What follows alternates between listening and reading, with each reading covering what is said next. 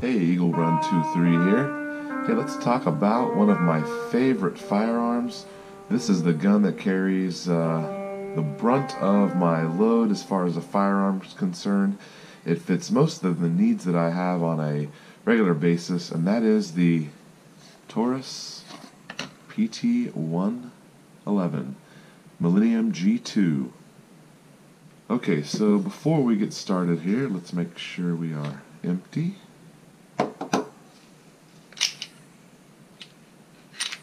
All clear. Okay, so this is a 2-year review of my Taurus PT111.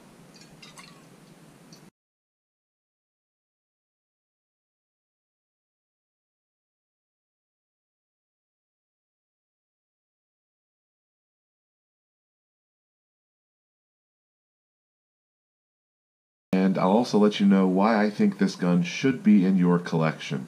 So I came across this gun because I thought that it would be a budget-friendly option for an everyday carry. And it turns out that I have been super impressed with this gun and very happy with it for that job. I have several videos up on YouTube about some of the modifications that I have done to this firearm. There are not very many, but I'll let you know what they are. First and foremost, I had some trouble with the pin that goes into the loaded chamber indicator that pops up when there is a round in the chamber, and the pin was walking out. So I had a quick fix for that. I put a small drop of blue Loctite right there on the pin, slid the pin back in. It just didn't quite have enough friction, and that has fixed the problem. That fix is over a year old and I've had zero problems with it. Chamber indicator works just fine. Okay, so the next modification was the night sights. I have Trijicon night sights on this firearm. I first decided I needed those after taking a night shooting class, and the guy next to me had night sights and this gun did not, and I thought it would be a great addition. They are not going to glow, but you can kind of see the sight picture there.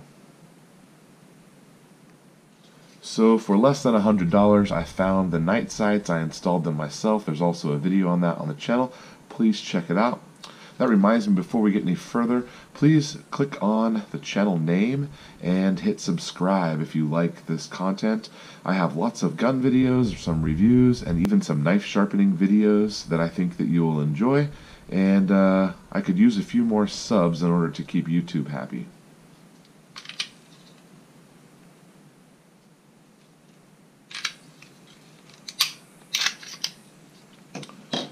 And that brings us to the next item that I have modified, and that is the main spring here. This is an upgraded spring kit from Lakeland. I have a full video on the installation of this. You'll want to check it out. I was able to put this all together as a kit, and I have maintained the original spring. I have it away with my spares, and if I ever have any trouble with this one, I always have the backup factory one as an option. Installation was super simple, just took a couple of minutes, and I believe that the recoil is slightly less, maybe a little smoother, but primarily this was done for the reliability and the long-term aspect of that. One of the cool things from that video was I came across a subscriber, or at least a viewer, who is a spring engineer, and he told me a lot of details. If you look in the comments on the installation video, you can see what he had to say, and I thought it was pretty good news for all of us putting spring kits in our Tauruses.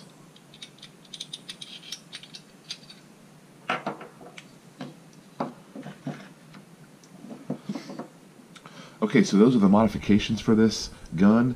This gun primarily lives under the seat of my truck when it's not on the small of my back. I have a Outback USA clip style, just a tension leather holster. This holster has held up well. It's also 2 years old. I purchased it right after I purchased the gun. It's really easy to put in on my belt. It also stays under the seat of my truck, and in my truck this little clip sets just perfectly and it keeps it underneath my seat. I've hit the brakes really hard a couple of times and it's come out, but For the most part, it stays put right there. I do enjoy this holster. I bought it on Amazon. It was not expensive. Okay, what I have loaded up here is my main carry ammo. This is the Hornady American Gunner. It is 115 grain XTP. So there are some videos out on the ballistics of this round. I definitely recommend a hollow point for your everyday carry. Also, having something that's a little bit nicer makes you feel better about the reliability aspect, although I have shot thousands of rounds of basic brass-cased full metal jacket that I bought in bulk for training. There are probably 3,000 rounds through this gun, and we'll talk more about that in just a second. But this is the stuff that I run through. I have several boxes of this. I usually keep the ammo loaded up, and I've got a couple of extra mags. This one is mag number 1. I have a couple of extra mags that I have loaded up with this for the everyday carry ammo, and I've shot probably a full box of 25 through it over the last few years.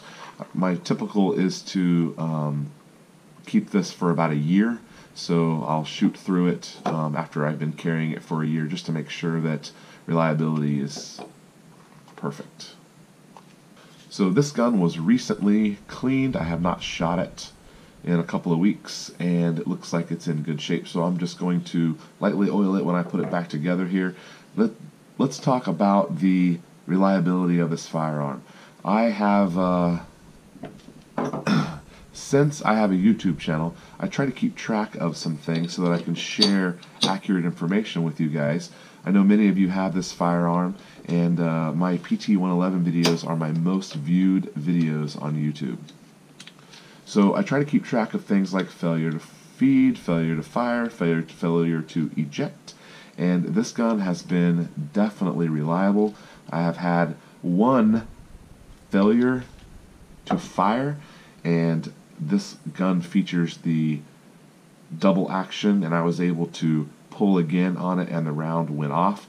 I am definitely blaming the ammunition. In this case, it was Tulamo 9mm steel cased ammo on the Super Cheap. Alright, shot a ballast all through here. Make sure we don't have too much extra. This gun goes together and comes apart just like a Glock. Okay, let's talk about what I like and what I don't like about this firearm. First of all, for me, the size of this gun, I have pretty large hands. The size is fine. It's a little on the small side, but it's comfortable to shoot. I do shoot this gun regularly, and I have not had a problem with the size. I like the size. It's very thin for me. I'm a big guy, and I can conceal this fairly easily. The next thing I love about this gun is the texturing on the grip. The stippling on the grip has come a long way over the last couple of years, and this gun definitely benefits from stippling all the way around, and it's in the perfect spots on the back strap and in the front where your fingers go. I really enjoy the stippling. I've shot with gloves, I've shot barehanded, and the grip is always perfect. The little pinky extension. The pinky extension for this firearm fits perfect in my hand. My hand fits, the four fingers fit here, and my finger rests up on the frame nicely.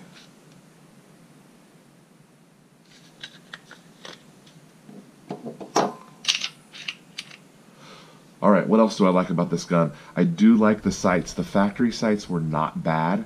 The Trijicon night sights are probably even better. Definitely better at night, obviously. The next thing I like about this gun is the value. I think this gun is one of the best values on the market. If you are not concerned with the brand of firearm because you need to impress your buddies, I highly recommend this gun. And that's fine if you need to have a nicer gun. I have lots of nice guns. This gun is the one that has won the job of my everyday carry. I do carry other guns from time to time, but this is the main one that I keep. It's always ready. If you need to have a Glock because it's going to impress your buddies, then go ahead and purchase a Glock if it's going to make you happy. For me, I am a value and budget-minded shooter, and I would like to have a gun that fits the bill for me, that is affordable, that is 100% reliable and that looks nice and feels nice and shoots nice, this gun is all of those things. Alright, one of the last things I enjoy on this gun is it has a safety. There is a safety here on the frame. You can slide up and down, and I do enjoy having a safety. Okay, there's one thing that I do not love about this gun. As predominantly a rifle shooter, I appreciate a solid, crisp trigger. My handgun knowledge rests mainly on the 92 series of Berettas. That is the main pistol that I've shot before I owned this gun. And the trigger on this gun is just not as nice and crisp as the Berettas. It's definitely nowhere in the category of a nice rifle. That being said, there's nothing wrong with this trigger. Once you get a little bit of time with it and you realize what the reset is like, I'll demonstrate for you here. We are free and clear. Here is the brake. There's this much take up, this much creep. And here is reset. You hear the click. Back to fire. I have become familiar enough with this gun that I'm able to play off that reset and get follow-up shots really quickly. I practice a lot with the knockdown targets. I might throw in a clip of that here at the end where I'm shooting some plates with this firearm.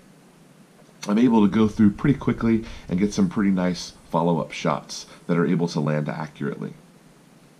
Okay, in closing, I highly recommend this gun. Even if this isn't going to be your EDC, the price point of this gun at just around $200 means that you can have one, you can have two, you could employ this gun in a bag system so that you always have a gun that's reliable and it's available in a bag. And at the price point that it's at, it's not unaffordable to have a couple of these that are stuck in different bags. You could leave it in there, oil it up, and it would be ready to work for you should you ever need it. Alright, thank you so much for watching. Please give us a thumbs up if you like the video. I have a playlist of all of my PT111 videos here at the end. You can click and see some of the upgrades and some of the other things that we talked about. Alright, don't forget to subscribe. This is Eagle Run 23. Thanks for watching.